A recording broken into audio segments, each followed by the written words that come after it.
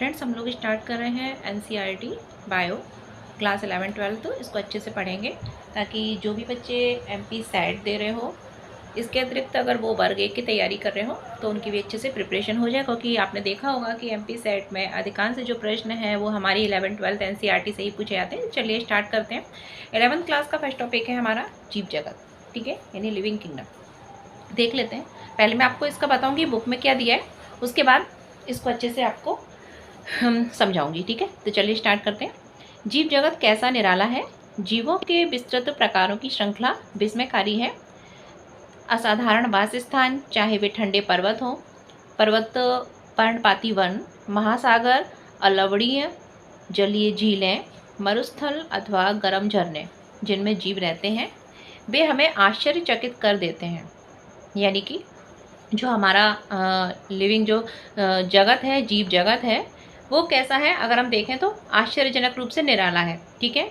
जिसमें विभिन्न प्रकार के जो जीव है, यानी कि जीवों के विस्तृत प्रकारों की क्रिया, मतलब काफ़ी जो जीव हैं पाए जाते हैं। आप देखो तो जीव जो है उनके वास स्थान अगर हम देखें, जीव कहाँ पाए जाते हैं तो सॉरी, ये ठंडे पर्वतों में भी रहते हैं, पर्णपाती वनों में भी निवास करते हैं, महासागरों में भी निवास करते हैं। इसके अतिरिक्त अलवड़ीय जल, यानी कि जो फ्रेश वाटर जिसे हम मीठा पानी कहते हैं, वहाँ पर भी पाए जाते हैं। साथ ही जल की जो झीलें होती हैं उनमें, मरुस्थल डेजर्ट और कुछ जो गर्म झरने हैं जिसमें कोई नहीं रह सकता, ठीक है, उनमें भी जीव पाए जाते हैं। ओके, तो हमने देख लिया कि जीव जो है कई प्रकार के होते हैं, ठीक है। हमारे यहाँ अगर बात करें, पृथ्वी पर बायोडाइवर्सिटी पाई जाती है, ठीक है। और इसमें जीव जो है उनके रहने का स्थान क्या कहलाता है, उनका वास स्थान कहलाता है। और जो पर्वत, पर्णपाती वन, महासागर, फ्रेश वाटर, ठीक है, जलीय झीलें, मरुस्थल और गर्म स्थानों इत्यादि पर पाए जाते हैं, ठीक है। वे हमें आश्चर्यचकित कर देते हैं, मतलब हमको आश्चर्य होता है कि ये ऐसे स्थानों पर कैसे रह सकते हैं जहाँ पर कोई नहीं रह सकता। इतना लो टेम्परेचर होगा या हाई टेम्परेचर होगा, ठीक है, वहाँ पर भी ये रह लेते हैं।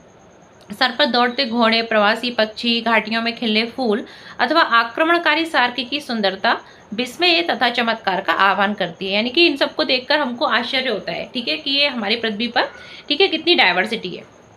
पारिस्थितिक विरोध तथा समष्टि के सदस्यों तथा समष्टि और समुदाय में सहयोग अथवा यहाँ तक कि कोशिका में आणविक गतिविधि से पता चलता है कि वास्तव में जीवन क्या है। अब देखो, यहाँ पर एक वर्ड आ रहा है समष्टि और एक वर्ड आ रहा है समुदाय। तो आप लोग जान लो पहले समष्टि होता क्या है। तो समष्टि यानी पॉपुलेशन, ठीक है। किसी भी खास समय, अगर मतलब कोई भी टाइम पीरियड है तो किसी भी समय, ठीक है, किसी भी खास समय और किसी भी क्षेत्र में एक ही प्रकार की जो प्रजाति है, ठीक है, उनकी जो जीव हो, उनकी संख्या क्या कहलाती है, समष्टि। समष्टि क्या कहलाती है, किसी भी निश्चित समय, ठीक है, किसी क्षेत्र में पाए जाने वाले एक ही प्रकार के जो प्रजाति के जीव होते हैं उनकी संख्या क्या कहलाती है, समष्टि, ठीक है। वहीं पे अगर बात करें समुदाय, समुदाय को हम लोग कम्युनिटी, ठीक है, इंग्लिश में क्या बोलते हैं, कम्युनिटी। तो कम्युनिटी क्या होता है, यानी समुदाय क्या होता है, अगर बात करें तो कोई भी आवास, ठीक है, कैसा आवास, किसी विशिष्ट आवास स्थान की जो जीव जो समष्टि है, ठीक है, यानी पॉपुलेशन का स्थानीय जो संघ है वो क्या कहलाता है, समुदाय कहलाता है, ठीक है। यानी कि किसी भी अगर हम बात करें जीव कहाँ होते हैं, उनका वास स्थान जीवों का क्या कहलाता है, आवास कहलाता है। तो किसी विशिष्ट आवास स्थान पर अगर हम बात करें किसी भी जीव समष्टियों का स्थानीय संघ, ठीक है, समष्टि क्या, उनकी कुल संख्या, और उनका क्या अगर बात करें एक संघ, लोकल संघ, स्थानीय संघ, वो क्या कहलाता है, समुदाय। एक बार फिर से आप चाहो तो नोट कर लो, किसी विशिष्ट आवास स्थान की जीव समष्टियों का, अगर समष्टियों का टोटल अगर हम योग देखें तो वो क्या कहलाता है, समुदाय। समष्टियों का जो संघ बनता है वो क्या कहलाता है, समुदाय। वही समष्टि क्या होती है, जीवों की कुल संख्या, ठीक है। किसी क्षेत्र में एक ही प्रकार के जीवों की संख्या समष्टि, और सभी जो समष्टियों का जो सम होता है, ठीक है, वो क्या कहलाता है, समुदाय कहलाता है, ठीक है। तो क्या है, पारिस्थितिक विरोध तथा समष्टि के सदस्यों तथा समष्टि और समुदाय में सहयोग अथवा यहाँ तक कि कोशिका में आणविक गतिविधि से ये पता चलता है कि वास्तव में जीवन क्या है। यानी कि हमको ये समष्टि, उनके सदस्यों का सहयोग वगैरह, समुदाय इत्यादि से हमको क्या पता चलता है कि वास्तव में जीवन क्या है, ठीक है। इस प्रश्न में दो निर्विवाद प्रश्न है। पहला तकनीकी है, जो जीव तथा निर्जीव क्या है, इसका उत्तर खोजने का प्रयत्न करता है। दूसरा प्रश्न दार्शनिक है, जो यह जानने का प्रयत्न करता है कि जीवन का उद्देश्य क्या है। वैज्ञानिक होने के नाते हम दूसरे प्रश्न का उत्तर देने का प्रयास नहीं करेंगे, ठीक है। हम इस विषय पर चिंतन करेंगे कि जीव क्या। अब हमको मेनली इसमें कुछ याद नहीं रखना, आपको याद रखना है कि जीव जहाँ रहता है उसे उसका वासस्थान कहते हैं। ठीक है, जीव कहाँ रहते हैं? ठंडे पर्णपाती वन, महासागर, ठीक है, विभिन्न वनों में, ठंडे मीठे ठंडे गर्म वाटर में, ठीक है, मीठे खारे जल में, हर जगह निवास करते हैं। फिर आपको याद रखना है समष्टि क्या होती है, समुदाय क्या होता है। समष्टि क्या होती है? किसी क्षेत्र में पाए जाने वाले, किसी टाइम पीरियड पर एक ही समय पाए जाने वाले जो प्रजाति हैं उनके जीवों की कुल संख्या समष्टि कहलाती है। वही सभी समष्टियों का जो संघ होता है वो क्या कहलाता है? समुदाय कहलाता है। ठीक है, अब हम देखते हैं कि जीव क्या है। ठीक, क्या देखते हैं? जीव क्या है, लिविंग क्या होते हैं आखिर जीव। तो जब हम जीवन को परिभाषित करने का प्रयत्न करते हैं तब हम प्रायः जीवों के सुस्पष्ट अभिलक्षणों को देखते हैं। ठीक है, हम जब ये बताते हैं कि कोई लिविंग है कि कौन नॉन लिविंग है तो हम उसमें कुछ कैरेक्टरिस्टिक्स देखते हैं। ठीक है, लक्षण देखते हैं, जैसे कि वृद्धि, जनन, पर्यावरण के प्रति संवेदना इत्यादि का पता लगाना और उसके अनुकूल क्रिया करना, ये सब हमारे मस्तिष्क में तुरंत ही आते हैं। यानी कि अगर कोई जीव है तो हम क्या सोचेंगे? वो वृद्धि करता होगा, वो जनन करता होगा, वो पर्यावरण के प्रति क्या होगा? संवेदनशील होगा। तो वो क्या है? अगर बात करें तो वो लिविंग होगा। ठीक है, तो ये हमारे माइंड में तुरंत ये बातें आ जाती हैं कि अगर कोई लिविंग है तो उसमें ये सब कैरेक्टर पाए जाते होंगे। ठीक है, तुरंत आते हैं कि ये अद्भुत लक्षण जीवों के हैं। ठीक है, आप इस सूची में उपापचय, स्वयं की प्रतिलिपि बनाना, स्वयं को संगठित करना, प्रतिक्रिया करना तथा उद्गमन आदि को भी जोड़ सकते हैं। यानी कि अगर कोई लिविंग है तो उसमें मेटाबॉलिक एक्टिविटी होती होगी। ठीक है, इसके अतिरिक्त स्वयं की वो कॉपी भी बना सकता होगा, प्रतिलिपि बनाना, स्वयं को संगठित करना, ठीक है, प्रतिक्रिया करना, रिस्पॉन्स दर्शाना, उद्गमन आदि क्रियाएं भी उसमें होती होंगी। ठीक है, अब हम देखते हैं इसको अच्छे से विस्तार से समझते हैं कि आखिर ये है क्या। यानी कि अगर कोई जीव लिविंग है तो हम ये समझ सकते हैं कि वो वृद्धि करेगा, जनन करेगा, पर्यावरण के प्रति संवेदनशील होगा, अपनी कॉपी बनाएगा, रिस्पॉन्स दर्शाएगा, प्रतिक्रिया करेगा, संगठित, ठीक है, स्वयं को संगठित करेगा, मेटाबॉलिक एक्टिविटी होंगी उसमें, तो वो क्या हो सकता है? लिविंग हो सकता है। ठीक है, इसके बाद इनको हम अच्छे से डिटेल में देख लेते हैं। तो देखो, सभी जीव क्या है? वृद्धि करते हैं। यानी कि जो लिविंग है वो क्या करेगा? वृद्धि करेगा। ठीक है, अब अगर बात करें वृद्धि, तो वृद्धि कितने प्रकार की होती है? वृद्धि दो प्रकार की होती है। एक तो क्या होती है? भार में वृद्धि। दूसरी वृद्धि क्या होती है? संख्या में वृद्धि होना। ठीक है, तो अगर कोई लिविंग है तो लिविंग हम मतलब अब बोल सकते हैं कि कोई लिविंग है, यानी कि अगर उसमें वृद्धि हो रही है तो वो लिविंग है। अब देखो, ऐसा जरूरी नहीं है कि हर किसी में वृद्धि हो रही हो तो वो क्या हो? लिविंग ही हो। बताते हैं, सुनो। क्योंकि देखो, जीवों के भार में भी वृद्धि होती है और संख्या में भी वृद्धि होती है। ये दोनों वृद्धि के द्वियुग्मी अभिलक्षण। यानी कि बात करें तो ग्रोथ जो होती है वो दो प्रकार की होती है। एक होती है भार, दूसरा होता है संख्या में। ठीक है, अब देखो, आप लोगों ने सुना होगा, कोई एक कहीं पे आप जा रहे हो, ठीक है, रोड पे आप डेली जाते हो, वहाँ पे कभी मिट्टी बिल्कुल भी नहीं थी, धीरे धीरे वहाँ पे क्या हुआ? मिट्टी आई, ढेर लगा, टीला सा बन जाता है ना। तो वो भी तो वृद्धि हो रही है ना उसमें, लेकिन अब वो लिविंग तो नहीं है ना। तो इस तरीके से, ठीक है, तो वृद्धि जरूरी नहीं है कि लिविंग में ही हो, सब में हो सकती है। ठीक है, तो हम ये नहीं कह सकते कि अगर किसी में वृद्धि हो रही है तो वो लिविंग ही है। ठीक है, देख लेते हैं आगे। तो देखो, बहुकोषीय जीव कोश का विभाजन द्वारा क्या करते हैं? वृद्धि करते हैं। हम जानते हैं कि जो एनिमल है वो 2 टाइप के मेनली होते हैं, मल्टीसेलर एंड यूनिसेलर। बहुकोश की है जिसको हम मल्टीसेलर बोलते हैं, ठीक है, और यूनिसेलर यानी एक कोश की, जिनका शरीर एक कोशिका से मिलकर बना होता है। तो बहुकोश की जीव कोश का विभाजन द्वारा क्या करते हैं? वृद्धि करते हैं, हम जानते हैं। ठीक है, पौधों में यह वृद्धि जीवन पर्यंत कोश का विभाजन द्वारा संपन्न होती है। वहीं जो पौधे होते हैं वो लाइफ टाइम अगर हम बात करें तो उनमें सेल डिवीजन होते रहते हैं, वो वृद्धि करते रहते हैं। प्राणियों में ये वृद्धि जो होती है वो कुछ आयु तक ही होती है, लेकिन जो एनिमल होते हैं उनमें ये वृद्धि कुछ आयु तक ही होती है। लेकिन कोश का विभाजन विशिष्ट ऊतकों में होता है ताकि विलुप्त कोशिकाओं के स्थान पर नई कोशिकाएं आ सके। लेकिन जो सेल डिवीजन की प्रोसेस होती है वो क्या बात करें, उसके फलस्वरूप क्या होता है? नई सेल बनती है। हम लोगों ने पढ़ा भी था, ठीक है, आप लोगों को याद भी होगा कि ओमनिस सेलुलाई सेलुला, रुडोल्फ विर्चो ने कहा था ना कि जो नई कोशिकाएं हैं वो पूर्ववर्ती कोशिकाओं के विभाजन से बनती हैं। ठीक है, तो इसका मतलब वही हो गया। स्लीडन स्वान, ठीक है, उन्होंने ये वर्ड नहीं दिया था, लेकिन बाद में उसमें उनका जो सिद्धांत था उसमें रुडोल्फ विर्चो द्वारा उसको सेल थ्योरी में समाहित कर दिया गया। एक कोश की जीव भी कोश का विभाजन द्वारा वृद्धि करते हैं। अब बहुकोश की तो करते ही हैं प्लांट एनिमल, और एक कोश की जीव भी करते हैं। हम बड़ी सरलता से कोई भी इसे पात्रे संवर्धन में सूक्ष्मदर्शी से देखकर कोशिकाओं की संख्या गिन सकता है। ठीक है, पात्रे संवर्धन मेथड है, कल्चर मेथड, इसमें हम कोशिकाओं की संख्या को गिन सकते हैं, सेल्फ ग्रोथ करती हैं। अधिकांश उच्चकोटि के प्राणियों तथा पादपों में वृद्धि तथा जनन पारस्परिक विशिष्ट घटनाएं हैं। ठीक है, हमें ये याद रखना चाहिए कि जीव के भार में वृद्धि होने को भी वृद्धि समझा जाता है। यदि हम भार को वृद्धि का विलक्षण मानते हैं तो निर्जीवों के भार में भी वृद्धि होती है। मैंने बताया, अब वो आपको मिलेगा। ठीक है, जैसे मैंने मिट्टी का ढेर का बताया था। निर्जीवों की भार में भी वृद्धि होती है। कैसे होती है? पर्वत, गोलाश्म तथा रेत के टीले भी वृद्धि करते हैं। पर्वत भी तो वृद्धि करते हैं। ठीक है, पर्वत भी वृद्धि करते हैं, उनकी वृद्धि कम भी होती है।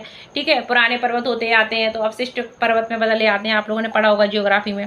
ठीक है, तो गोलाश्म, रेत के टीले वृद्धि करते हैं। रेत का टीला अभी छोटा है, फिर बड़ा होता है, बड़ा होता है, वृद्धि होती है। लेकिन निर्जीवों में इस लक्षण की वृद्धि उनकी सतहों पर पदार्थों के एकत्रित होने के कारण होती है। लेकिन ये वृद्धि कैसी होती है? उसके सतह पर जो मटेरियल पदार्थ इकट्ठा होता है उसके कारण वृद्धि होती है। जीवों में यह वृद्धि अंदर की ओर से होती है। ठीक है, जबकि जो जीव होते हैं उसमें क्या होता है? अंदर की ओर से। तो आपको याद रखना है कि सभी जीव वृद्धि करते हैं। ठीक है, हमने देख लिया कि लिविंग क्या है, उनमें वृद्धि उनका एक आवश्यक मतलब कैरेक्टर है। और वृद्धि दो प्रकार की होती है, भार और संख्या में। ठीक है, भार और संख्या में लिविंग करते हैं, लेकिन जो नॉन लिविंग है वो भी वृद्धि करते हैं, लेकिन उनकी वृद्धि कैसी होती है? सतही वृद्धि होती है। कैसी होती है? सतही वृद्धि होती है। लेकिन जो लिविंग होते हैं, जीवित होते हैं, उनकी वृद्धि जो होती है वो कैसी होती है? आंतरिक होती है, अंदर की ओर होती है। ठीक है, इसलिए वृद्धि को जीवों का हम विशिष्ट गुण नहीं मान सकते। ऐसा नहीं बोल सकते कि जिसमें वृद्धि हो रही है वही लिविंग है जिसमें। ठीक है, तो वृद्धि तो निर्जीवों में भी हो रही है। ठीक है, जो पहाड़ वगैरह है, रेत का ढेर है, कचरे का ढेर है, वो भी तो वृद्धि कर रहा है। कचरे का ढेर आज थोड़ा होगा, दिल्ली एनसीआर साइड चले जाओ, उस साइड देखो कचरे का ढेर, पहाड़ बन गए हैं, तो वृद्धि तो वहाँ पे भी हो रही है। तो क्या वो लिविंग है? नहीं है ना। तो ये हो गया। ठीक है, जीवों में ये लक्षण जिन परिस्थितियों में परिलक्षित होता है उसका विवेचना करने ही ये समझना चाहिए कि यह जीव तंत्र के लक्षण है। मतलब ये सब लक्षण है, लेकिन हम ये नहीं कह सकते कि लिविंग का ही सिर्फ कैरेक्टर है। सब में होती है वृद्धि। ठीक है, किसी में सतही होती है, किसी में आंतरिक होती है। लिविंग में आंतरिक वृद्धि होती है, निर्जीवों में सतही वृद्धि होती है। अब अगला कैरेक्टर क्या है? जनन। अगर हम कहें कि जनन जो है वो जीवों का एक लक्षण है लेकिन अभिलक्षण है। ठीक है, ऐसा नहीं है, विशिष्ट लक्षण नहीं है। क्योंकि देखो, सभी जीव जो हो वो जनन करें जरूरी नहीं है।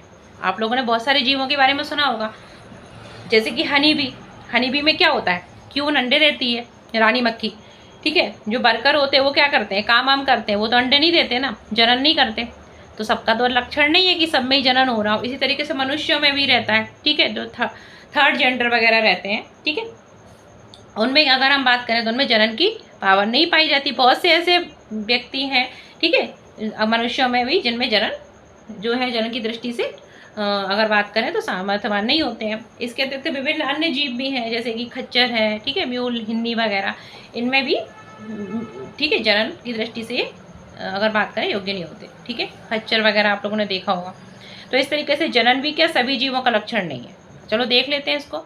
वृद्धि के संदर्भ में इस तत्व की व्याख्या हो जाती है, बहुकोश के जीवों में जनन का अर्थ अपनी संतति उत्पन्न करना होता है। जनन क्या होता है? अपनी संतति को उत्पन्न करना, जिसके अभिलक्षण लगभग उसे अपने माता पिता से मिलते हैं।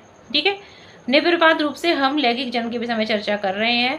ठीक है, जीव अलैंगिक जनन भी करते हैं। अलैंगिक जनन क्या होता है? जैसे कि अगर बात करें तो बडिंग है, ठीक है, ईस्ट वगैरह में अगर बात करें तो बड बनते हैं। ठीक है, बडिंग। उसके बाद अगर बात करें अलैंगिक जनन का एक विधि है वेजिटेटिव प्रोपोगेशन, कायिक प्रवर्धन बोलते हैं, इसे ग्राफ्टिंग, लेयरिंग वगैरह हम करते हैं। ठीक, इसके अतिरिक्त बात करें तो फ्रेगमेंटेशन, स्पाइरो वगैरह में होता है। ये सब क्या है? अलैंगिक जनन की विधियां। इसमें सिंगल पेरेंट की आवश्यकता पड़ती है। ओके, वही जो लैंगिक जनन है सेक्सुअल रिप्रोडक्शन, उसमें दो पेरेंट की आवश्यकता पड़ती है। ठीक है, गैमेट फॉर्मेशन होता है, गैमेट का फ्यूजन होता है। ठीक है, और जो संतति उत्पन्न होता है वो अगर बात करें उसमें माता पिता दोनों के, ठीक है, गुण होते हैं। तो वेरिएशन लैंगिक जनन में होते हैं, अलैंगिक जनन में वेरिएशन नहीं होते हैं। माता पिता जैसी ही संतानें अलैंगिक जनन में उत्पन्न होती हैं। ठीक है, अब देखो, फंजाई, कवक लाखों अलैंगिक बीजाणुओं द्वारा गुणन करता है। जैसे मैंने बताया कि जो कवक हैं उनमें क्या होता है? असेक्सुअल रिप्रोडक्शन होता है। ठीक है, और सरलता से क्या होता है? ये फैल जाती है। ठीक, निम्न कोटि के जीवों जैसे ईस्ट, मैंने बताया था ईस्ट, हाइड्रा, इसमें क्या होता है? मुकुलन। मुकुलन को क्या बोलते हैं? बडिंग। क्या बोलते हैं? बडिंग। हाइड्रा जो होता है उसमें ही बडिंग होती है। एक होती है हाइड्रला, एक होती है हाइड्रा। हाइड्रा जो है वो एनिमल में आता है, हाइड्रला जो होता है ना वो प्लांट होता है। एक्वेरियम वगैरह में अपन हाइड्रला डाल देते हैं। दोनों में जमीन आसमान का अंतर है, याद रखना। ईस्ट हाइड्रा में क्या होता है? मुकुलन द्वारा जनन होता है। प्लेनेरिया जो है इसको फ्लैट वर्म में भी कहते हैं। इसमें क्या होता है? अगर बात करें रीजनरेशन की पावर होती है। प्लेनेरिया को हम रक्तबीज भी बोलते हैं। क्या बोलते हैं? प्लेनेरिया को रक्तबीज। जितने टुकड़े होंगे उतना प्लेनेरिया बन जाएगा। ठीक है, इसमें क्या होता है? रीजनरेशन होता है। हर खंड एक नया जीव बना लेता है, इसलिए इसको रक्तबीज बोलते हैं। वो था ना रक्तबीज, उसका रक्त जहाँ गिरता था नया राक्षस बन जाता था, तो ऐसी प्लेनेरिया को रक्तबीज ही बोला जाता है। आधार तो इसके जितने टुकड़े होते हैं वो खंड अपना एक नया जीव बना लेता है। तो ये भी जनन हो गया, लेकिन ठीक है असेक्सुअल वाला हो गया। इस प्रकार एक नया जीव बन जाता है। फंजाई, ठीक है, अगर बात करें तंतुमयी शैवाल, ठीक है, मांस का प्रथम तंतु सभी क्या है, विखंडन विधि द्वारा जनन करते हैं, मल्टीप्लिकेशन करते रहते हैं। ठीक, फ्रेगमेंटेशन वगैरह रहता है इसमें, विखंडन वगैरह होता रहता है। ये सब किसकी विधि है, अलग एक जनन की विधि, सिंगल पेरेंट की आवश्यकता होती है इसमें। जब हम एक कोश की जीवों जैसे कि बैक्टीरिया, एक कोश की शैवाल, अमीबा के विषय में चर्चा करते हैं, तब जनन की वृद्धि पर्यायवाची है, अर्थात कोशिकाओं की संख्या में वृद्धि होती है। हम पहले ही कोशिकाओं की संख्या तथा भार में वृद्धि होने को परिभाषित कर चुके हैं। अब हमने देखा कि एक कोश के जीवों में वृद्धि तथा जनन, इन दोनों शब्दों के उपयोग में विषय में संतुष्ट नहीं है, ये सब तो फालतू का है। अब आपको ये देखना है। ठीक है, हमने देख लिया कि जनन जो होता है किसकी विधियाँ क्या है, सेक्सुअल, असेक्सुअल। असेक्सुअल की मेथड हमने देख ली। अब ऐसे जीव जो जनन नहीं कर सकते बताया था मैंने, जैसे खच्चर है, ठीक है, जो वर्कर होते हैं मधुमक्खी वगैरह में, ठीक है, उसमें रानी भी, हनी भी अकेली करती है। बाकी स्ट्राइल होते हैं ये, ठीक है, मानव युगल कुछ होते हैं, अनुर्वर, ठीक है, फर्टाइल नहीं होते, स्ट्राइल होते हैं, ठीक है, मनुष्य में भी होते हैं। तो ये सब जो होते हैं वो जनन तो नहीं करते, लेकिन ऐसा तो नहीं बोल सकते ना कि ये जनन नहीं कर रहे तो ये क्या है, ये लिविंग नहीं है, ऐसा नहीं है। ठीक है, तो जनन जो है वो जीवितों का एक लक्षण जरूर है, लेकिन ऐसा नहीं है कि सभी लोगों में पाया जाता हो, समझ रहे। इस प्रकार क्या जनन भी जीवों का समग्र विशिष्ट लक्षण नहीं हो सकता, मतलब सभी का लक्षण नहीं हो सकता, क्योंकि कुछ लोग होंगे वो उनमें ये जनन की पावर है, किसी में नहीं है। ठीक है, यद्यपि कोई भी निर्जीव वस्तु जनन अथवा अपने प्रतिलिपि बनाने में असक्षम है, लेकिन हम देखो नॉन लिविंग में तो नहीं पाया जाता ये, ठीक है, ये तो सही है, नॉन लिविंग में जनन नहीं होता, लेकिन जो लिविंग है उनमें भी समय हो ऐसा जरूरी नहीं है। ठीक है, समझ में आ गया, वृद्धि और जनन। अगला अगर हम देखें तो जीवों का दूसरा लक्षण है मेटाबॉलिक एक्टिविटी, यानी उपापचयन। इसमें क्या होता है, सभी जीव रसायनों के बने हैं। हम जानते हैं कि हमारा शरीर केमिकल से ही तो बना है, ठीक है, कार्बन भी है हमारे में, हाइड्रोजन भी है, ऑक्सीजन भी है, वाटर है, सब ठीक है, कैल्शियम भी रसायनों से बने हैं। ये रसायन छोटे बड़े विभिन्न वर्ग, माप, क्रिया आदि, ठीक है, वाले होते हैं, जो अनवरत जैव अणुओं में बदलते हैं और उनका निर्माण करते हैं। ये परिवर्तन रासायनिक तथा अपचयी क्रियाओं में होती है, यानी कि हम लोगों में जो लिविंग है उनमें मेनली मेटाबॉलिक एक्टिविटी होती है, आपको याद रखना, उपापचयी क्रियाएं होती हैं। ठीक है, मेटाबॉलिक एक्टिविटी जो होती है दो प्रकार की होती है, कभी कुछ चीज़ बनती है, कभी कुछ चीज़ बिगड़ती है। ठीक है, जब कुछ निर्माण हो रहा होता है, याद रखना, ठीक है, तो उसे हम क्या बोलते हैं, एनाबॉलिक एक्टिविटी। क्या बोलते हैं, एनाबॉलिक एक्टिविटी, जैसे कि प्रकाश संश्लेषण। प्रकाश संश्लेषण जो होता है ना, उसमें भोज्य पदार्थ बनता है, ठीक है, प्रकाश संश्लेषण। एंड दूसरी एक्टिविटी होती है जिसको हम क्या बोलते हैं, कैटाबॉलिक एक्टिविटी। क्या बोलते हैं, कैटाबॉलिक एक्टिविटी। कैटाबॉलिक एक्टिविटी जो होती है, ठीक है, उसमें जैसे कि श्वसन वगैरह, ठीक है, श्वसन, उसमें क्या होता है, भोज्य पदार्थ विखंडित होता है ना, ऊर्जा मिलती है हमको, रेस्पिरेशन में पढ़ेंगे अच्छे से।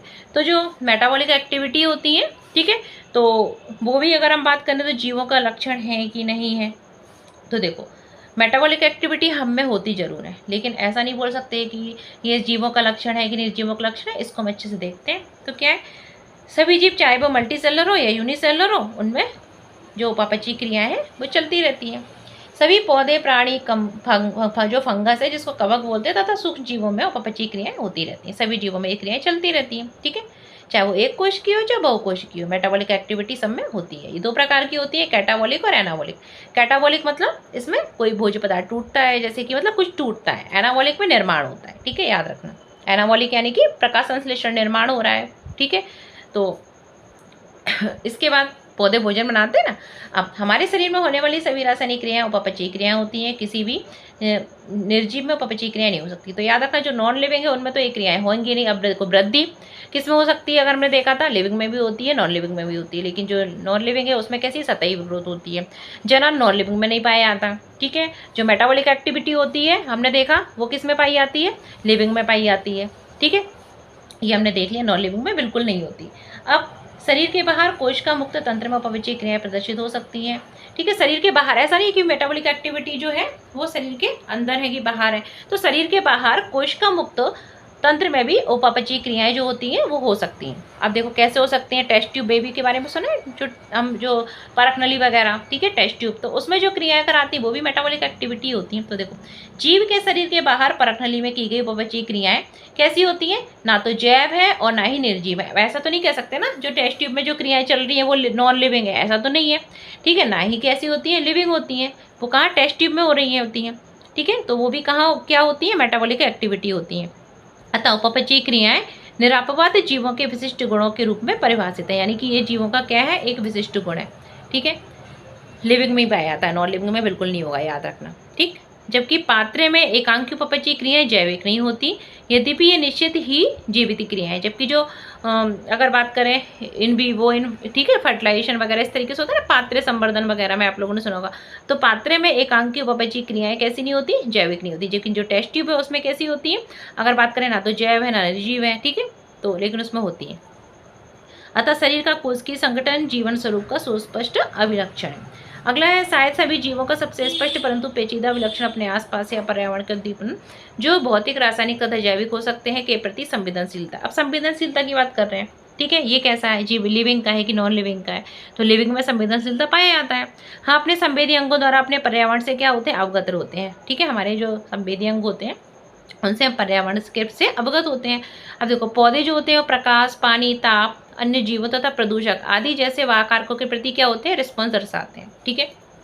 आप लोगों ने देखा होगा कि आप पेड़ को कहीं पर रख दो, वहाँ पे धूप नहीं आ रही है, दूसरी साइड से धूप आ रही है तो धूप की साइड मुड़े आता है ना, तो ये जो पौधे होते हैं प्रकाश, पानी, ताप, ठीक है, आदि के प्रति क्या रिस्पॉन्स दर्शाते हैं, ठीक है। प्रोकैरियोट से लेकर जटिलतम यूकैरियोट तथा सभी जीव पर्यावरण संकेतकों के प्रति संवेदनता तथा प्रतिक्रिया दिखा सकते हैं। आप लोगों ने सुना भी होगा कि जब लाइकेन जो होता है वो सल्फर के प्रति क्या होता है, जो प्रदूषण होता है ना उसके प्रति वो सबसे ज़्यादा सेंसिटिव होता है, ठीक है।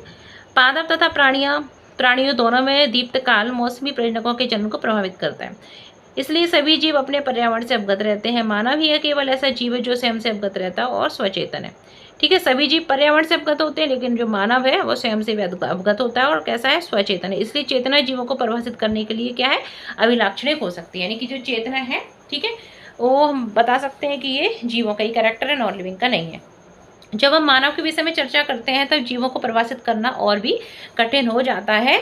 हम रोगी को अस्पताल में अचेतता अवस्था में, अब देखो अगर कोई रोगी है वो अस्पताल में बढ़िया लेटा हुआ है, बीमार है, कोमा में है, ठीक है, तो क्या है उसका हृदय जो है, उसके लंग्स हैं वो चालू है क्योंकि उनको मशीनें लगाई गई हैं। रोगी का ब्रेन जो है वो कैसा है, मृत समान है, अगर मतलब ये सब हम हटा दें तो वो मर ही आएगा, कोमा में है रोगी। तो रोगी में क्या है, स्वचेतना नहीं है, वो अपने आप को नहीं जान रहा है। ऐसे में रोगी जो कभी भी अपने सामान्य जीवन में वापस नहीं आ पाते, तो क्या उन्हें हम जीव या निर्जीव कहेंगे, क्या कहेंगे। तो देखो पर्यावरण के प्रति जो संवेदना होती है ना वो क्या होती है, लिविंग कैरेक्टर है। लेकिन अपने प्रति संवेदना जो है ना वो ऐसा कुछ नहीं है, क्योंकि देखो जो अगर स्वस्थ मनुष्य है उसको सब पता है अपने प्रति क्या होगा, वो स्वचेत होगा। लेकिन जिसको कोमा में लेटा हुआ है तो उसमें स्वचेतना नहीं होगी ना, तो स्वचेतना नहीं मान सकते। लेकिन पर्यावरण के प्रति जो संवेदनशीलता वगैरह है वो क्या है, हमारा जीवों का लक्षण है, ठीक है। उच्च स्तरीय अध्ययन में जीव विज्ञान विषय पर, ये तो सब फालतू का है, इसको रहने दो।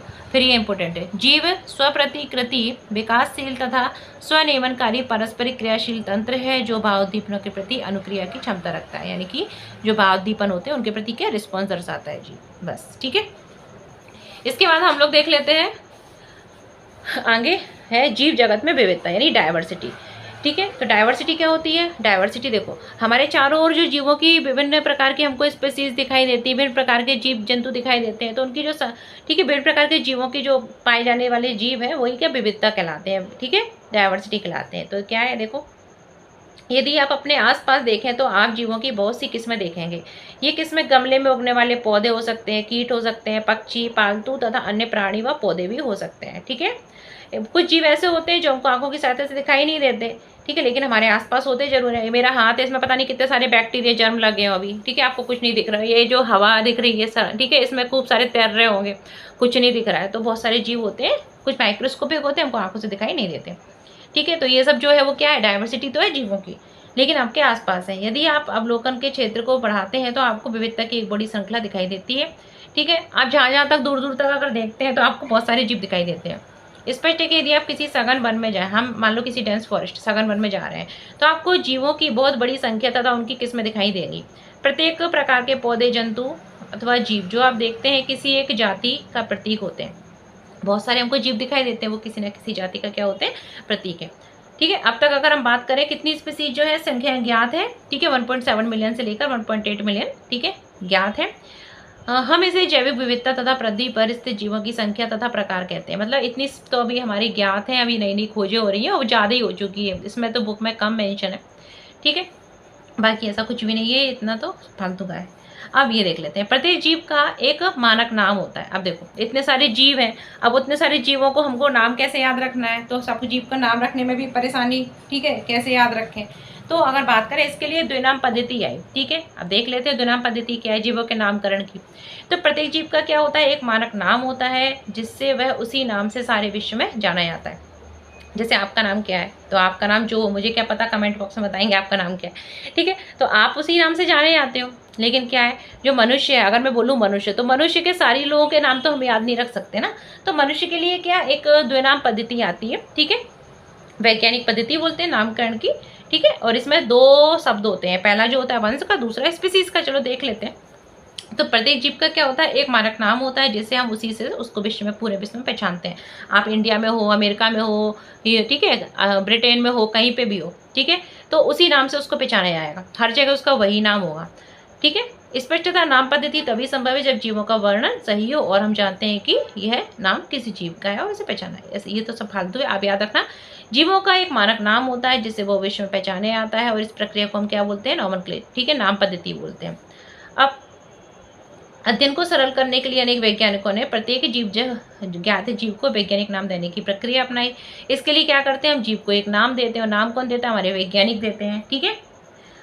अब पौधों के लिए वैज्ञानिक नाम का आधार नियम का सोर्ट, मतलब कुछ नाम दिए जाते हैं। अब देखो इसको अगर बात करें तो जिनको international code of botanical nomenclature में दिया जाता है, जो पौधे जो होते हैं ना, उनको जो वैज्ञानिक नाम दिए जाते हैं वो किस में दिए जाते हैं, ICBN, यानी कि पौधों के लिए जो वैज्ञानिक नाम जो होते हैं उनका आधार क्या, ठीक है, क्या है, international code of biological nomenclature. तो ये फुल फॉर्म पूछ सकते हैं, ICBN का फुल फॉर्म क्या है, तो international code of botanical nomenclature, ठीक है। इसके अनुसार पौधों को नाम दिए जाते हैं, वैज्ञानिक लोग देते हैं। वही जीवों का नामकरण जो प्राणी होते हैं, international code of zoological nomenclature, ठीक है। इनका नामकरण कैसे किया जाए, इसके लिए international code of zoological nomenclature बनाया गया है, ठीक है। इस आधार पर वैज्ञानिक नाम रखते हैं। अब जो वैज्ञानिक सबसे पहले नाम रखता है तो उसके नाम के अंत में उसका नाम भी हम लिख देते हैं। अब देखो देखते हैं कैसे। तो प्रत्येक जीव जो है ना, उसका नाम जो है वो दो शब्दों से मिलकर बना होता है, यानी कि नाम में आपको दो शब्द दिखाई देंगे, दो घटक होते हैं। पहला क्या होता है, ये नाम पद्धति में बता रहे हैं, तो पौधों के नाम international code of botanical nomenclature के अकॉर्डिंग रखे जाते हैं, और जंतुओं के लिए international code of zoological nomenclature, ठीक है। अब जीव का नाम जो होता है दो घटकों से मिलकर बना होता है, पहला नाम होता है वंश का, दूसरा होता है जाति का, ठीक है। पहला क्या होता है, जेनेरिक नेम, जीनस का नाम, दूसरा होता है स्पीसीज का नाम, ठीक है। इस देखो दो शब्द है ना, दो घटक है, इसलिए इसे क्या बोलते हैं, द्विनाम पद्धति नामकरण की। द्विनाम पद्धति जीवों के नामकरण की और पौधों के नामकरण की भी होती है। इसको सबसे पहले किसने दिया था, कैरोलस लिनियस साइंटिस्ट थे, उन्होंने द्विनाम पद्धति के बारे में बताया। तो पूछा जाता है द्विनाम पद्धति किसकी देन है, तो कैरोलस लिनियस की है, ठीक है। अब इधर देख लेते हैं, जैसे कि आप लोगों ने सुना होगा आम, कई बार पूछा गया क्वेश्चन है कि आम, तो आम जो है इसका वैज्ञानिक नाम क्या है, अगर हम देखें तो आम का वैज्ञानिक नाम है मैंगी या मैंजीफेरा इंडिका, ठीक है, मैंजीफेरा इंडिका। इसमें जो मैंजीफेरा दिख रहा है ये इसका क्या है, वंश का नाम, और इंडिका क्या है, इसका जीनस का नाम है, ठीक है, याद रखना। तो ये इसकी जाति है और ये इसका वंश है, यानी जेनेरिक नेम, और ये इसका स्पीसीज नेम, तो दो शब्दों से मिलकर बना हुआ है नाम, ठीक है। तो इसलिए इसे क्या बोलते हैं, द्विनाम पद्धति, और ये किसकी देन थी, कैरोलस लिनियस की नेम थी। अब देखो इनके कुछ नाम किस तरीके से लिखते हैं, हम देख लेते हैं। तो जीव का नाम किस में लिखते हैं, लैटिन भाषा में लिखते हैं, और तिरछे अक्षरों में लिखा जाता है, याद रखना, ठीक है। नाम में पहला शब्द जो होता है वो क्या होता है, वंश का, और दूसरा शब्द क्या होता है, उसकी जाति होता है, जीनस, और स्पीसीज होता है। अब हम हाथ से जब इसको लिखते हैं तो क्या करते हैं, इसको थोड़ा रेखांकित कर देते हैं, ये वर्ड को हम क्या कर देते हैं, रेखांकित कर देते हैं, ठीक है। और जब हम प्रिंटेड करते हैं तो थोड़ा तिरछा लिखते हैं, और किस में लिखते हैं, लैटिन में लिखते हैं। कैसे लिखते हैं, लैटिन में लिखते हैं, ठीक है। पहला अक्षर क्या होता है, वंश का नाम होता है, जो बड़े अक्षरों में लिखा जाता है, जबकि जाति जो होती है वो हमेशा छोटे में लिखी जाती है, ठीक है। तो याद रखना, कभी आपके एग्जाम में इनका नाम दे दिया जाए, सारे ऑप्शन में नाम सही हो, लेकिन लिखावट के अकॉर्डिंग भी पूछ सकते हैं, ठीक है। तो पहला जो होता है जेनेरिक नेम, ठीक है, वो कैपिटल बड़े अक्षरों में लिखा जाता है, जबकि जो, ठीक है, जाति वाला नाम होता है वो छोटे अक्षरों में, स्मॉल लेटर में लिखा जाता है, ठीक है। और लैटिन में लिखे जाते हैं, याद रखना, तिरछे लिखे जाते हैं, ठीक। इसके बाद ये हमने देखा मैंजीफेरा जो इंडिका था इसको, ठीक है, किसने बताया था, लिनियस ने बताया था। तो उनके जो नाम है, ठीक है, सम्मान देने के लिए जो वैज्ञानिक होता है उसका नाम भी शॉर्ट में ब्रैकेट में लिख देते हैं, तो लेन दे दिया है, ठीक है। तो ये नहीं पूछा जाता है लेन वेन, आप याद रखना। आम का वैज्ञानिक नाम क्या है, मैंजीफेरा इंडिका, जिसमें मैंजीफेरा जो है वो इसका जीनस नेम है, और इंडिका क्या है, इसकी जाति का नाम है, ठीक है। अब सभी जीवों का अध्ययन करना क्या है, असंभव है, इसलिए ऐसी, अब ये तो हो गया नामकरण। अब सबसे पहले जीव आए, जीवों का नामकरण देख लिया हमने, कैसे कैसे नाम रखा गया विविधता में हमने, ठीक है, पहले जीवों की विविधता देखी, फिर नाम देख लिए। अब सभी जीवों का अध्ययन किस तरीके से करें, ये भी असंभव था, इसलिए ऐसी युक्ति की बनाने की आवश्यकता हुई जो इसे संभव कर सके।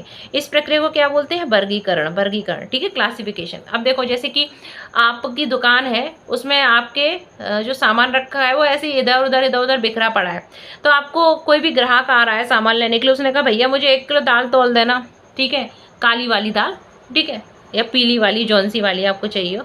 अब वो दाल के बोरे इधर उधर पड़े, वो सब में देखेगा, ग्राहक ही बग आएंगे, भाई दुकानदार तो इतना ढीला है, इतना टाइम लगा रहा है, दूसरी दुकान से ले लेते हैं। तो आप क्या करोगे, उसको अरेंज कर दोगे कि दाल दाल एक साइड, पीली वाली एक साइड, काली वाली एक साइड, ठीक है, इस तरीके से चावल एक साइड, तो आपको आसानी से वो उपलब्ध हो जाएगी चीज़ जब भी आपका ग्राहक आएगा, कस्टमर आएगा, ठीक है। तो इसे क्या बोलते हैं, वर्गीकरण, क्या बोलते हैं, वर्गीकरण, यानी अलग अलग वर्गों में रखना। तो जीवों के वर्गीकरण की आवश्यकता पड़ी, ठीक है। अब वर्गीकरण क्या है, वह प्रक्रिया जिसमें कुछ सरलता से दृश्य गुणों के आधार पर सुविधाजनक वर्ग में वर्गीकृत किया जाता है, किसको, जीवों को, उसे क्या बोलते हैं, वर्गीकरण कहते हैं। जैसे कि हम पौधों और प्राणियों और कुत्ता, बिल्ली तथा कीट को सरलता से पहचान लेते हैं, ठीक है, सबको अलग अलग रख दिया, पौधे पौधे अलग, प्राणी अलग, ठीक है। जैसे ही हम इन शब्दों का प्रयोग करते हैं उसी समय हमारे मस्तिष्क में जीव के ऐसे गुण आते हैं जिससे उनका वर्ग से संबंधित हो, तो उस वर्ग में हम सभी वर्गों में इकट्ठे इकट्ठे रख देते हैं। जैसे हम कुत्ते के बारे में सोचते हैं तो हम सोचते हैं भाई कुत्ता कैसा होता है, कुत्ते यदि अल्सेशियन है, ठीक है, तो अल्सेशियन के विषय में सोचेंगे तो हमें पता चल जाएगा कि हम उसके विषय में चर्चा कर रहे हैं। इसी प्रकार हम अगर मैमल्स के बारे में सोच रहे हैं तो मैमल्स के कैरेक्टर बताएंगे कि उसमें बाल, कान होते हैं, शरीर पर बाल होते हैं, ठीक है। हम गेहूं के विषय में चर्चा कर रहे हैं तो हमारे मस्तिष्क में गेहूं का पौधा आएगा, कुत्ता, बिल्ली, स्तनधारी, गेहूं, चावल, पौधे, जंतु आदि, ठीक है, ये सुविधाजनक वर्ग है जिनका उपयोग हम पढ़ने के लिए करते हैं। इन वर्गों की वैज्ञानिक शब्दावली क्या कहलाती है, टैक्सा, ठीक है, इनको हम अलग अलग टैक्सा में रख देते हैं, ठीक है। अब हम देख लेते हैं, ये तो इधर आ गया, थोड़ा अच्छे से डिटेल में देख लेते हैं, इधर कुछ भी नहीं दिया। अब देखो, अगर हम बात करें, विभिन्न प्रकार के गुण होते हैं जैसे कि प्रकार, रचना, कोशिका की संरचना, विकासी प्रक्रम, जीव का विकास कैसे हुआ है, ठीक है, जीव की पारिस्थितिक सूचनाएं आवश्यक हैं, ठीक है, टैक्सा में वर्गीकरण करने के लिए, ठीक। अब हम देखते हैं कि टैक्सोनॉमी, वर्गीकी क्या है, ठीक है। तो वर्गीकी क्या होता है कि विशेषीकरण, पहचान, वर्गीकरण तथा नाम पद्धति आदि ऐसे प्रक्रम हैं जो वर्गीकी के आधार, यानी कि जो वर्गीकी है, वर्गीकरण करना है, उसके आधार क्या है, तो उसके आधार ये सब है, ठीक है। अब अगर हम देखें तो जीवों के विषय में जानने और उनके विविधता सहित उनके संबंध में रुचि लेता है मनुष्य, जो है उसकी जीवों के संबंध में क्या है, जानने की रुचि रही है, वो मतलब नए नए जीवों के बारे में जानना चाहता है, ठीक है। अध्ययन की शाखा को क्या कहते हैं, वर्गीकरण पद्धति कहते हैं, यानी सिस्टमेटिक कहते हैं, ठीक है, यानी कि जीवों के विषय में जानना, उनका विविधता सहित उनके संबंध में रुचि लेना मनुष्य का काम है। तो इसकी जो शाखा होती है, अध्ययन की शाखा, उसे हम क्या बोलते हैं, क्लासिफिकेशन पद्धति या सिस्टमेटिक कहते हैं, ठीक है। सिस्टमेटिक सब लैटिन भाषा के सिस्टेमा से आया है, जिसका अर्थ होता है कि जीवों की नियमित व्यवस्था। लिनस ने अपने पब्लिकेशन का टाइटल सिस्टेमा नेचुरी रखा। तो पूछ सकते हैं सिस्टेमा नेचुरी किसकी है, जो है, ठीक है, किसका है सिस्टेमा नेचुरी अगर बुक, तो ये किसकी है, लिनस की है, ठीक है। इसके बाद हम देख लेते हैं टैक्सोनॉमिक संवर्ग। टैक्सोनॉमिक संवर्ग जिसे हम टैक्सोनॉमिक हायरार्ची कहते हैं, क्या कहते हैं, टैक्सोनॉमिक हायरार्ची कहते हैं। जैसे कि आपने देखा होगा कि ऑफिस में क्या होता है कि नीचे से अगर देखें तो चपरासी होता है, फिर छोटे बाबू, बड़े बाबू, इस तरीके से, ठीक है, रहते हैं, फिर इंस्पेक्टर वगैरह रहते हैं ऑफिस में अगर आप देखेंगे, ठीक है, फिर अधिकारी होता है, उसमें भी उसका सहायक होता है, तो ये एक व्यवस्था होती है, फिर सबसे बड़ा अधिकारी होता है। तो इसी तरीके से अगर हम देखें, क्लासिफिकेशन संवर्ग भी होते हैं, टैक्सोनॉमिक हायरार्ची होते हैं। वर्गीकरण एकल सोपान प्रक्रम नहीं बल्कि इसमें पदानुक्रम सोपान होते हैं, यानी कि इसमें क्या होते हैं, पदानुक्रम सोपान होते हैं, पद के अकॉर्डिंग होते हैं, मतलब पद के अकॉर्डिंग क्या, एक मतलब क्रम होता है। सबसे अगर बात करें तो सबसे ऊपर क्या होता है, किंगडम होता है, क्या होता है सबसे ऊपर, किंगडम, जगत होता है, ठीक है। ये देखो टैक्सोनॉमिक, सबसे ऊपर क्या होता है, किंगडम होता है, जगत होता है। किंगडम को हम फाइलम में बांट सकते हैं, संघ में बांट सकते हैं। फाइलम जो होता है उसको हम क्लास में बांट सकते हैं, क्लास को ऑर्डर में बांट सकते हैं, ठीक है। ये इधर देखो, मैंने इधर देखा, इधर से समझ में नहीं आएगा। देखो टैक्सोनॉमिक हायरार्ची यानी वर्गीकी संवर्ग, तो किंगडम को किस में हम डिवाइड करते हैं, फाइलम में, ठीक है, यानी कि कई अगर देखें, ठीक है, एक किंगडम में कई फाइलम होते हैं, फाइलम के अंतर्गत कई सारी क्लास होती हैं, क्लास के अंतर्गत कई सारे ऑर्डर होते हैं, ऑर्डर के अंतर्गत फैमिली होती है, फैमिली के अंतर्गत जीनस होते हैं, जीनस के अंतर्गत स्पीसीज होती है। ये क्या है, हमारे टैक्सोन है, संवर्ग है, ठीक है। ठीक है। तो अगर ऐसा भी बोल सकते हैं, जातियाँ मिलकर वंश बनाती हैं, वंश मिलकर कुल बनाते हैं, कुल मिलकर गढ़ बनाते हैं, गढ़ मिलकर क्लास बनाते हैं, क्लास मिलकर संघ, और संघ मिलकर जगत, या एक जगत में कई सारे संघ हो सकते हैं। ठीक है। जैसे कि अगर बात करें तो फाइलम जो बहुत सारे होते हैं। ठीक है। आप लोगों ने सुना होगा जो प्रोटोजोआ, पॉलीफेरा, सीलेंटेटा, ये सब क्या है? फाइलम है। और ये किस में आते हैं? लिविंग किंगडम जो हमारा है ना, एनिमल किंगडम। तो किंगडम अगर बात करें, जगत कितने जगतों में बांटा गया है?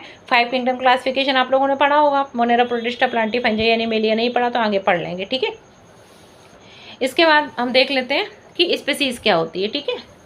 तो क्योंकि हमने टैक्सोनॉमिक हायरार्ची में देखा ना, सबसे पहले स्पीसीज नीचे, नीचे से उसके ऊपर, फिर जैसे ये चपरासी, चपरासी से छोटे बाबू, बड़े बाबू, फिर उनके इंस्पेक्टर्स आया किस तरीके से। तो सबसे छोटे अगर हम देखें तो स्पीसीज आती है। ठीक है। तो स्पीसीज तो जीवों के वर्ग जिसमें मौलिक समानताएं होती हैं वो क्या कहलाती है? स्पीसीज कहलाती है। तो स्पीसीज क्या है? जीवों का ऐसा वर्ग, क्लास वो है, स्पीसीज को क्लास कहते हैं, जिनमें क्या होती है? जीवों में समानताएं होती हैं, वो स्पीसीज कहलाती हैं। ठीक है। जैसे कि मैंजीफेरा इंडिका, तो ये जीनस है, ये क्या है? इसकी इंडिका स्पीसीज है। ठीक है। स्पीसीज वर्ड किसने दिया था? आप याद रखना, जॉन रे ने दिया था। किसने दिया था स्पीसीज वर्ड? जॉन रे ने दिया था। ठीक है। इसके बाद अगर हम बात करें वंश, ठीक है, तो वंश को जीनस कहते हैं। ठीक है। और जीनस क्या होता है? जीनस के अंदर कई सारी स्पीसीज होती हैं, यानी कि group of species is called genus. ठीक है। यानी कि जो स्पीसीज हैं इनका समूह क्या कहलाता है? जीनस कहलाता है। स्पीसीज क्या होती हैं? जीवों के वर्ग, ठीक है, जिनमें मौलिक समानता होती है। ठीक है।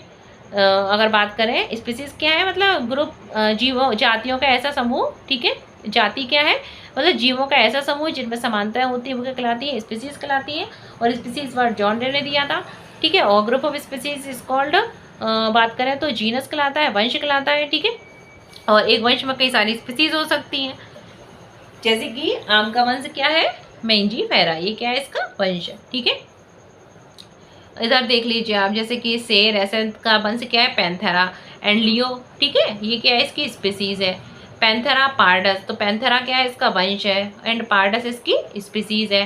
पैंथेरा टाइग्रेस, तो पैंथेरा क्या है? इसका वंश है, एंड टाइग्रेस की स्पीसीज है। तो देखो पैंथेरा, पैंथेरा, पैंथेरा सब में आ रहा है ना, तो ये पैंथेरा क्या हो गया? वंश हो गया, यानी एक वंश, और इसके अंदर स्पीसीज तो कई आ सकती हैं। तो पहली स्पीसीज लियो, दूसरी स्पीसीज पार्डस, तीसरी स्पीसीज टिग्रेस। समझ में आ गया? तो जो है वंश, वंश के अंतर्गत कई सारी स्पीसीज आ सकती है। ठीक है। याद रखना। इसके बाद और स्पीसीज क्या होती है? मतलब ऐसा जीवों का ग्रुप जिसमें समानताएं हो रही हैं सारी, तो वो स्पीसीज कहलाती हैं। स्पीसीज पर जॉन रे ने दिया था। इसके बाद हम देख रहे हैं कुल, यानी कि फैमिली। तो फैमिली क्या होता है? देखो स्पीसीज का ग्रुप जो होगा, समूह, वो जीनस कहलाएगा, और जीनस जब कई सारे मिलते हैं तो फैमिली बनती है। ठीक है। तो फैमिली यानी कुल, तो group of genus is called family. बस आपको ये याद रखना है। ठीक है। जैसे कि अगर हम देख लें तो एक होती है सोलेनेसी फैमिली। क्या होती है? सोलेनेसी फैमिली होती है। ठीक है। और इसके अंतर्गत अगर बात करें तो 3 वंश आते हैं। कौन कौन से वंश आते हैं? सोलेनम, ठीक है, पिटूनिया। ठीक है। एक क्या होता है? 3 वंश है, पौधे में 3 वंश है, सोलेनियम, पिटूनिया और धतू। ठीक है, तथा धतूरा। इनको हम सोलेनेसी फैमिली में लगते हैं। ठीक है। जैसे कि सोलेनम, पिटूनिया और धतूरा जो है उसको हम सोलेनेसी फैमिली में लगते हैं। ठीक है। ये वंश है, सोलेनम वंश, पिटूनिया वंश और धतूरा वंश, ये वंश है, जीनस। तो ये 3 जीनस है, इनकी एक फैमिली हो गई सोलेनेसी फैमिली। ठीक है। अगर हम एनिमल में देखें तो पैंथेरा, जिसमें शेर, बाघ, चीता। देखो पैंथेरा में, तो पैंथेरा क्या है? वंश है। ठीक है। ये भी वंश है, और इसमें पैंथेरा वंश है। लियो क्या है? स्पीसीज है। टाइग्रिस स्पीसीज है। ठीक है। पार्डस स्पीसीज है। तो अगर बात करें, ये जो तीनों है ना, शेर, चीता और जो बाघ है, ये तीनों जो अगर बात करें तो एक फैमिली में आते हैं। क्या आते हैं? एक फैमिली में आते हैं, जिस फैमिली का नाम क्या है? फैलिडी फैमिली। क्या फैमिली का नाम है? फैलिडी फैमिली। ठीक है। तो शेर, चीता वगैरह जो है, बाघ वगैरह, ये एक फैमिली में आएंगे, जिसको क्या बोलते हैं? फैलिडी फैमिली। ठीक है। और बिल्ली वगैरह जो है सब फैलिडी फैमिली में ही आते हैं। ठीक है। बोलते हैं ना, शेर की मौसी बिल्ली है। ठीक है। तो एक ही फैमिली के। इसी प्रकार यदि आप बिल्ली तथा कुत्ते के लक्षणों को देखोगे तो आपको दोनों में कुछ समानता तथा कुछ विभिन्नता दिखाई देंगी। उन्हें क्रमशः 2 विभिन्न कुलों, कैनिडी और फैलिडी में रखा है। तो याद रखना, कुत्ता किस में आता है? कैनिडी फैमिली में आता है, वहीं बिल्ली फैलिडी में आती है। शेर वैर किस फैमिली में क्या आती है? जो बिल्ली आती है। तो बिल्ली किस में आती है? शेर, बाघ, चीता वगैरह के साथ आती है, फैलिडी फैमिली में। जबकि कुत्ता अलग में आता है, कुत्ता कैनिडी में आता है, कुत्ता बिल्ली के साथ नहीं है। ठीक है। देखो दिखता भी नहीं है बिल्ली ऐसा, शेर का बच्चा थोड़ा थोड़ा बिल्ली ऐसा तो दिखता भी है। मतलब दिखता नहीं है लेकिन बोल सकते हैं ना, उसका मेकअप वगैरह कर दो बिल्ली के बच्चे का तो शेर ऐसा लगने लगता है। ठीक है, अगला क्या हो गया, देखो स्पीसीज हो गई, देखो स्पीसीज हो गई हमने देख ली, वंश हो गया, फैमिली। अब हम क्या देखेंगे, ऑर्डर, ऑर्डर यानी गण। ठीक है, तो गण क्या होता है, group of family is called order. ठीक है, group of family is called order. तो ग्रुप ऑफ फैमिली क्या कहलाता है, ऑर्डर कहलाता है, यानी कि कई सारे जो कुल है उनका समूह क्या कहलाता है, ऑर्डर कहलाता है। ठीक है, याद रखना है आपको। ठीक, इसके बाद अगर हम बात करें, इसके आगे इतना नहीं पूछते, आगे देख लो, क्लास यानी वर्ग। ठीक है, तो इसमें क्या क्या हो गया हमारा, फाइलम, स्पीसीज हो गई, जीनस हो गया, फैमिली हो गई, ऑर्डर हो गया, क्लास। तो क्लास क्या कहलाएगा, group of order is called class, and phylum क्या होता है, group of class is called phylum, and group of phylum is called kingdom. ठीक है, याद रखना। तो यही है। ठीक, बाकी इतना कुछ नहीं है, तो इसमें कुछ भी नहीं है। जैसे कि चलो देख ही लेते हैं, जैसे कि क्लास, तो क्या है, समान ऑर्डर वाले जो होंगे, group of order is called class. ठीक है, जैसे कि अगर बात करें तो प्राइमेट्स, ठीक है, एक क्या है जो हमारे प्राइमेट्स होते हैं, वो एक गण है जिसमें क्या आते हैं, बंदर, गोरिल्ला, गिब्बन आते हैं। क्या आते हैं, बंदर, गोरिल्ला, गिब्बन आते हैं। और कार्निवोरा, ठीक है, कार्निवोरस जो होते हैं, ठीक है, उसमें क्या आते हैं, बाघ, बिल्ली, कुत्ता इत्यादि आते हैं। ठीक है, ये सब क्या है, मेमेलिया में रखे गए। इसके अतिरिक्त ये जो सारे जो है ना, इनको किस में रखा गया है, मेमल्स में रखा गया है। किस में रखा गया है, मेमल्स में रखा गया, स्तनधारी। इसके अतिरिक्त मेमेलिया वर्ग में अन्य भी आते हैं, गण आते हैं। ठीक है, तो ये जो ऑर्डर है, कई सारे ऑर्डर का समूह क्या कहलाता है, हमारा क्लास कहलाता है। ठीक है, वर्ग कहलाता है। और जैसे कि हमने एक क्लास देख ली, ठीक है, क्या देख ली, मेमेलिया। ठीक है, तो मेमेलिया के अंतर्गत क्या आएंगे, हमारे कार्निवोरा जो आएंगे, ये भी आएंगे, हमारे प्राइमेट्स भी आएंगे। ठीक है, तो जो क्लास है, वर्ग है, उसमें कई सारे क्या आते हैं, गण आते हैं। ओके, इसके बाद फाइलम, तो फाइलम क्या होता है, group of class is called phylum. समान जो क्लास वाले होते हैं वो क्या कहलाते हैं, फाइलम कहलाते हैं।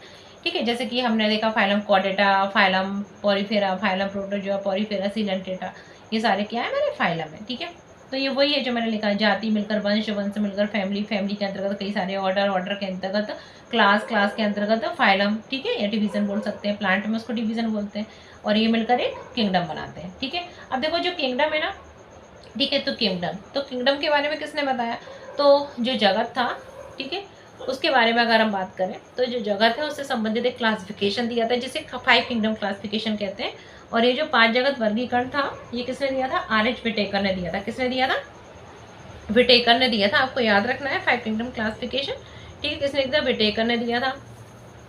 ठीक है, और इन्होंने बताया कि Monera, protista, Plantae, fungi, animalia में डिवाइड किया था। ठीक है, इसमें इतना नहीं है, आगे आएगा आप लोगों के। ठीक है, प्लांट को डिवाइड किया, ठीक है, एनिमल को डिवाइड किया, इस तरीके से।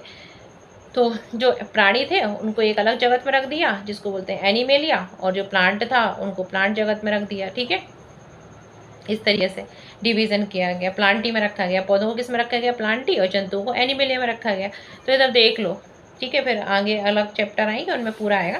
जैसे कि 5 किंगडम क्लासिफिकेशन विटेकर ने दिया था, Monera, protista, fungi, Plantae, animalia में डिवाइड किया।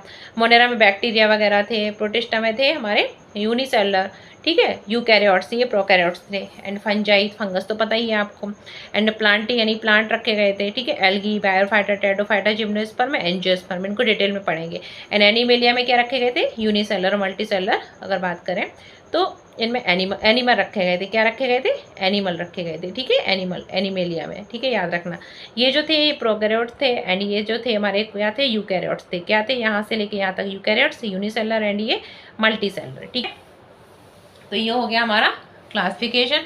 इसके बाद हम इधर देख लेते हैं कि वर्ग की संवर्ग सहित कुछ जीव, जैसे कि मानव। तो मानव का वैज्ञानिक नाम क्या है, अगर हम बात करें होमोशेपियन, ये जीनस है, ये स्पीसीज है।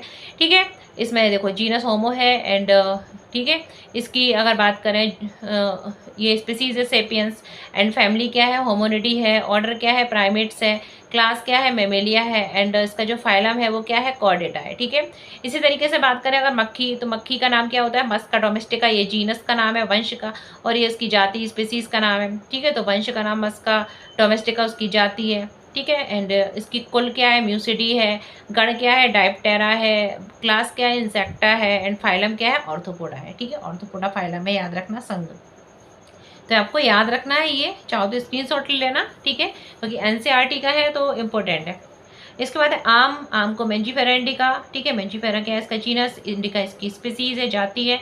तो मेंजीफेरा वंश है, एनार ठीक है। एनाकायर डीएसी जो है इसकी फैमिली है, ठीक है। इसके बाद इसका गार्ड जो है वो सेपिडेल्स है एंड डाइकोटिलीजनस यानी द्विबीजपत्री होते हैं ये, ठीक है। तो इसकी क्लास है एंड एंजियोस्पर्म, ये कैसा है एंजियोस्पर्म। देखो जो पौधे होते हैं ना वो एंजियोस्पर्म एंड जिम्नोस्पर्म होते हैं, आवृत अनावृत बीजी, तो ये हम बाद में देखेंगे प्लांट क्लासिफिकेशन में आएगा, अभी याद रखो एंजियोस्पर्म।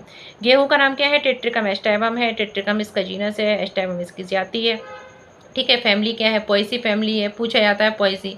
ऑर्डर पोएल्स, ठीक है, पोएलस एंड मोनोकोटिलिडनस है, एक बीजपत्री है, ठीक है। एक बीजपत्री वो होते हैं कि उसके बीज को हम दो भागों में डिवाइड नहीं कर सकते, एंड डाइकोटिलिडनस जो होते हैं द्विबीजपत्री, इनके बीज को दो भागों में डिवाइड कर, जैसे चना को दो भाग में ऐसे डिवाइड कर सकते हैं ना बीच में से, गेहूँ थोड़ी ना होता है, गेहूँ तो सिंगल होता है। मूंगफली द्विबीजपत्री है, तो उसको देखो मूंगफली के दाने दो पार्ट में डिवाइड हो जाते हैं ना, ऐसी मक्का एक बीजपत्री है, मक्का नहीं होता ना दो भागों में डिवाइड, ठीक है। तो ये होता है, ये भी क्या है एंजियोस्पर्म है। अब वर्ग की साधन, ठीक है, सहायता साधन। तो जीवों की पहचान के लिए गहन तथा आधुनिक उपकरणों से संसाधित प्रयोगशाला तथा प्रयोगशाला के बाहर के पर्यावरण के अध्ययन की आवश्यकता होती है। हम जब किसी जीव का अध्ययन कर रहे हैं तो हमारे लिए, ठीक है, कोई हमें लैब, या तो लैब में जाओ आप देखना हो तो जीव कैसे क्या है, ठीक है, या फिर पर्यावरण में जाओ, ठीक है, देखो यहाँ के एनवायरमेंट में आके, ठीक है। जैसे कि बर्ड देखना है तो बर्ड वॉचिंग करना, एनिमल वॉचिंग, इस तरीके से आके पौधे तथा प्राणियों के वास्तविक नमूने एकत्रित करने आवश्यक होते हैं। हम क्या करते हैं, जाते हैं, ठीक है, और जो स्टडी टूर वगैरह होते हैं उनके हम नमूने एकत्रित करते हैं, ठीक है। ये वर्ग के अध्ययन के प्रमुख स्रोत हैं। इसके लिए हम क्या करते हैं, जीवों के नमूने कलेक्ट करते हैं, फिर उनको हमें भविष्य में भी प्रिजर्व करके रखना होता है, तो फिर उनको कई सारी विधियाँ होती हैं, सुखाकर वगैरह किस तरीके से विभिन्न केमिकल में डालते हैं, तो उनके बारे में देखते हैं। सबसे पहले देखते हैं हर्बेरियम, ठीक है। जैसे आप स्कूल से गए, आपका टूर गया और आपने विभिन्न प्रकार के जो एनवायरनमेंट में पेड़ पौधे थे उनको कलेक्ट करा, उनको किस तरीके से आप उनको प्रिजर्व करके भविष्य के लिए रख सकते हैं, तो ये कुछ मेथड है। पहला मेथड है हर्बेरियम। तो हर्बेरियम क्या होता है, पौधों के एकत्रित नमूनों को कागज की शीट पर सुखाकर दबाकर प्रिजर्व करना, ठीक है, ये हर्बेरियम कहलाता है, ठीक। इन सीटों को विश्वव्यापी मान्य वर्गीकरण प्रणाली के अनुसार व्यवस्थित किया जाता है, ठीक है। हर्बेरियम की सीट पर एक लेबल लगा दिया जाता है, लेबल पर पौधों को एकत्रित करने की डेट, स्थान, पौधे का इंग्लिश, स्थानीय नाम, लोकल नाम, वैज्ञानिक नाम, एकत्रित करने वाले का नाम लिख दिया जाता है। हर्बेरियम वर्ग के अध्ययन के लिए तत्काल संदर्भ तंत्र उपलब्ध कराता है, यानी कि अगर हमको टेक्सोनॉमिक स्टडी करनी है तो उसके लिए हर्बेरियम हमारे लिए यूजफुल है। इसमें क्या करते हैं, हम उसको कलेक्ट करते हैं, तो किस डेट को कलेक्ट किया, कहाँ से कलेक्ट किया, उसका नाम क्या है, लोकल वैज्ञानिक नाम क्या है, ठीक है, और अपना नाम वगैरह ये सब लिख देते हैं, ठीक, ओके। ये होता है हर्बेरियम। पौधों के नमूने मेनली कागज की सीट पर सुखाकर करते हैं, आप लोगों ने करे भी होंगे। अगला है हमारा बॉटेनिकल गार्डन। तो बॉटेनिकल गार्डन जो है, ठीक है, इसमें क्या होता है, जीवित पौधों का संग्रह होता है। बॉटनिकल गार्डन जो होते हैं वनस्पति गार्डन, उसमें तो लिविंग प्लांट होते हैं ना, ठीक है। ऐसे ही एनिमल गार्डन होते हैं, तो उसमें क्या होते हैं, जीव रहते हैं, ठीक है, इसमें पौधे रहते हैं। आप देखो वहाँ पर लेबल लगा रहता है, ये उसका नाम क्या है, इसका कुल का नाम क्या है, फैमिली का नाम क्या है, इस तरीके से। अब कुछ बॉटेनिकल गार्डन है, जैसे कि बॉटेनिकल गार्डन क्यों, ये कहाँ पर है, इंग्लैंड में, कहाँ पर है, इंग्लैंड में, ठीक है। अगला बात करें तो इंडियन बॉटेनिकल गार्डन, ये कहाँ है, हावड़ा, भारत में, इंपॉर्टेंट है, पूछ सकते हैं। National botanical research institute Lucknow में है, कहाँ पर है, लखनऊ में, ठीक है। तो बॉटेनिकल गार्डन क्यों, ये कहाँ पर है, इंग्लैंड में है। बॉटेनिकल गार्डन हावड़ा, भारत में है, और बॉटेनिकल रिसर्च इंस्टीट्यूट लखनऊ में है, ठीक है।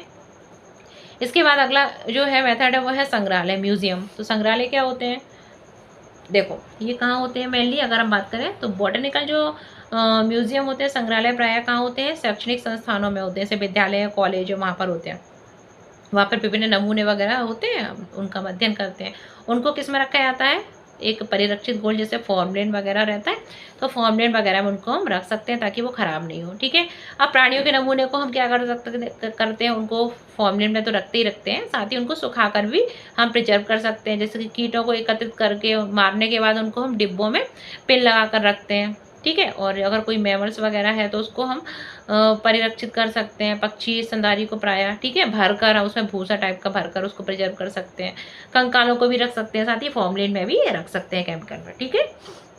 अगला है जूलॉजिकल पार्क। तो बॉटेनिकल गार्डन देख लिए, जूलॉजिकल पार्क यानी चिड़ियाघर वगैरह, प्राणी उपवन, ठीक है। ये तो इनमें क्या होता है, जो उपवन जो होते हैं ना, ये क्या होते हैं, अगर बात करें तो ये है जो हमारे ट्राइब्स हैं उनके द्वारा संरक्षित क्षेत्र होते हैं उपवन वगैरह, ठीक है, याद रखना। ये भी देवी देवताओं की यहाँ पर पूजा वगैरह कर कर उनको संरक्षण प्रदान करते हैं, तो ये हमारे एनवायरनमेंट के लिए काफ़ी अच्छे होते हैं, ठीक है। जो ट्राइब्स जिनको उपवन वगैरह उनके लिए जो पूज्य होते हैं, तो उसमें लकड़ी काटना वगैरह अन्य कार्य प्रतिबंधित होता है, तो हमारे पर्यावरण को भी संरक्षण प्रदान होता है, अच्छे होते हैं हमारे पर्यावरण के लिए, ठीक है। तो उपवनों में अधिकांश अन्य आवासीय जीवित प्राणी रखे जाते हैं। ठीक है, वन्य आवासीय जीवित प्राणी रखे जाते हैं। इनसे हमें वन्य जीवों की मानव की देखरेख में आहार, प्रकृति, व्यवहार को सीखने का अवसर प्राप्त होता है। यानी मनुष्य की देखरेख में होते हैं, उनको हानि नहीं पहुंचाई जाती है। ठीक है, इसमें क्या होता है, जैसे कोई ट्राइब्स है, ठीक है, या ट्राइबल क्षेत्र है, वहाँ पर कोई ये उस वन में, ठीक है, अपने देवी देवता मान लेते हैं और उनको वन को कोई हानि नहीं पहुंचाते। ठीक है, जहाँ तक संभव होता है प्राणी उपवनों में विभिन्न प्राणी उपलब्ध कराए जाते हैं। चिड़ियाघर में सभी प्राणियों को, ये तो हो गया उपवन। ठीक है, अब चिड़ियाघर की बात करें तो प्राणियों को उनके प्राकृतिक आवासों वाली परिस्थिति में रखने का प्रयास किया जाता है। ठीक है, मतलब उनको नेचुरल हैबिटेट प्रदान की जाती है उस तरीके की, तो उनको बोलते हैं चिड़ियाघर। ठीक है, याद रखना। ठीक है, तो ये किस प्रकार के संरक्षण का उदाहरण है? जो चिड़ियाघर होते हैं हमारे एक्सिटू, ठीक है, बहिर्स्थाने संरक्षण की मेथड है। ठीक है, और जो हमारे उपवन थे वो क्या थे? इंसिटू यानी अंतरस्थाने। ठीक है, अगला क्या है? कुंजी और चाबी। ठीक है, यह एक अन्य साधन सामग्री जिसका प्रयोग हम समानता तथा समानता पर आधारित होकर पौधों प्राणियों की पहचान में कर सकते हैं। ठीक है, तो पौधों के जानने में हमारे कौन कौन से, एक तो हर्बेरियम है, अगला हमने देखा कि बोटेनिकल गार्डन, फिर हमने कुछ म्यूजियम देख लिए, उपवन देख लिए, चिड़ियाघर देख लिए, एंड अब अगला क्या है हमारा? कुंजी है, वो चाबी। तो एक अन्य साधन सामग्री इसका प्रयोग हम जीवों को पहचानने में करते हैं। यह कुंजी बिप यार्सी लक्षणों जो प्रायः जोड़ों जिन्हें युग्मित रहते हैं के आधार पर होती है। कुंजी दो विपरीत एलील्स को चुनने को दिखाती है, विकल्पों को चुनने को। दो विकल्प होते हैं, या तो ये उसमें चुना जाता है। ठीक है, इसके परिणामस्वरूप एक को मान्यता तथा दूसरे को मान्यता प्रदान होती है। कुंजी में प्रत्येक कथन मार्गदर्शन का कार्य करता है। पहचानने के लिए प्रत्येक वर्ग की संवर्ग जैसे कुल, वंश, जाति के लिए अलग अलग वर्ग की कुंजी की आवश्यकता होती है। तो टैक्सोनॉमी की का भी यूज़ किया जाता है। एंड लास्ट है हमारा चैप्टर खत्म ही है बस।